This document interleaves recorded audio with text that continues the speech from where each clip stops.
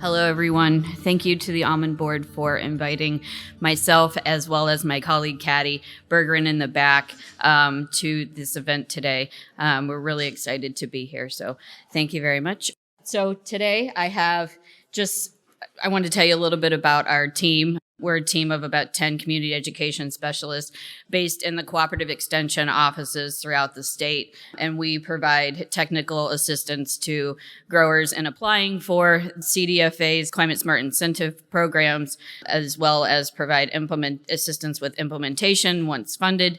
And not only CDFA's Climate Smart Incentive programs, but other ones as well. And I will highlight a couple of the ones that we can provide assistance with. So I just wanted to reiterate again, like where we are within the UCA and our system. We work locally with advisors out of the extension offices throughout the state. We are housed under the California Institute for Water Resources, and that's based in Yolo County.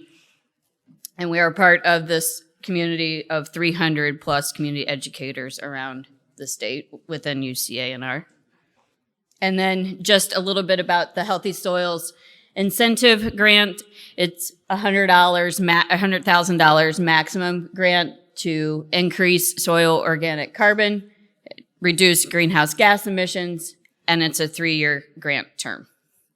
So here I have listed some eligible healthy soils practices: compost, cover crop, mulching, nutrient management, no-till, reduced-till, whole tree recycling, hedgerows, pasture and rangeland seeding, riparian plantings, and more. So if you would like to learn more about these, not just these practices, but potentially others you might be interested in, please visit Caddy and myself at the back table, and we would be glad to answer any questions that you might have. Okay, so how does it work? It's a flat reimbursement rate grant. And here are some examples depending on which practice you would be interested in applying for, what the reimbursement rates are for each of those practices.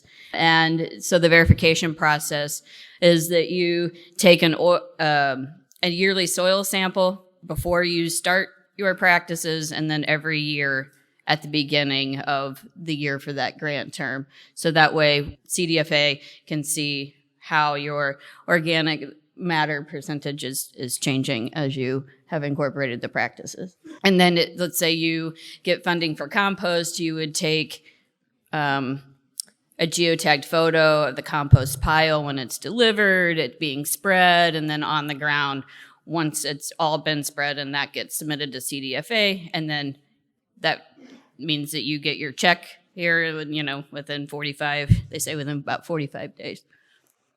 Another grant opportunity that we provide technical assistance for would be SWEEP. So you may have heard about this one as well. The max grant term for this max grant amount is $200,000, and it is for projects that can show an increase in water use efficiency and a reduction in greenhouse gas emissions. This grant term is 2 years. And here you have some eligible practices listed. So pump replacement or retrofit, VFDs, drip micro systems, energy conversion of pumps. So if you have a diesel pump, you can convert it to electric pump, solar panels, and soil moisture sensors and weather stations. I said we also support technical assistance for additional grants to the CDFA grants, and one of them would be Zero Food Print, which is actually open right now. So if you're looking for a way to either get a discount on compost as well as some other healthy soils practices for the Restore grant here, come and talk to us in the back, and we would be glad to assist you with whatever questions you might have or assist you through the application process. Also, I have our contact information up here, but that information is also on a flyer in the back at our table that you can pick up and take with you. Thank you. Are there any questions?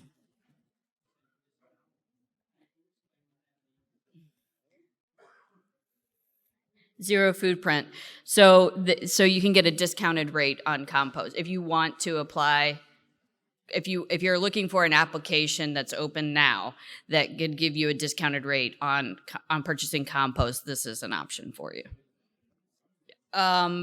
As much or as little as necessary. Sometimes I have growers that call me and ask one question and I don't hear from them again. Sometimes it's, I have a lot of contact with growers depending on what their needs are.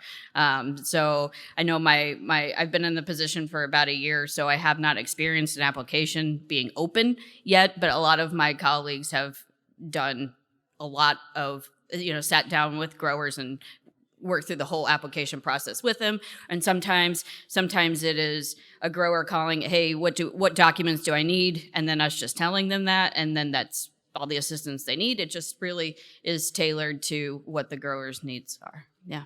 Mm-hmm. We do not charge a fee. No. Yeah.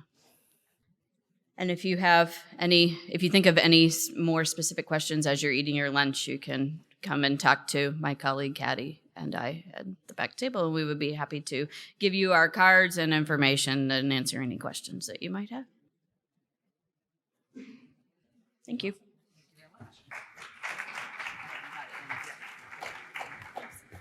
Well, thank you all. Yeah, definitely please go see them in the back with specific questions. I think they're a great resource. A couple of those questions, they offer free resources. I know a lot of growers, barrier to adoption to getting these incentives are filling out the application or knowing, what they need for the application. Having a UCANR resource that actually provides that for growers is huge. They have staff on that map that she showed around the state to help growers. So I think they're a great resource. So definitely a couple good contacts back there, as well as the other vendors. I know NRCS and other people in this realm are back there. So hopefully this encourages a lot of you to see these practices being talked about and find some opportunities to help pay for them as well. If there's any other questions, I'll let you guys enjoy your lunch. There are going to be to-go boxes for lunch, so before you guys leave, go check that out. Yep, and I think we're good. Thank you all very much for attending. We really appreciate it. We hope that it was valuable content.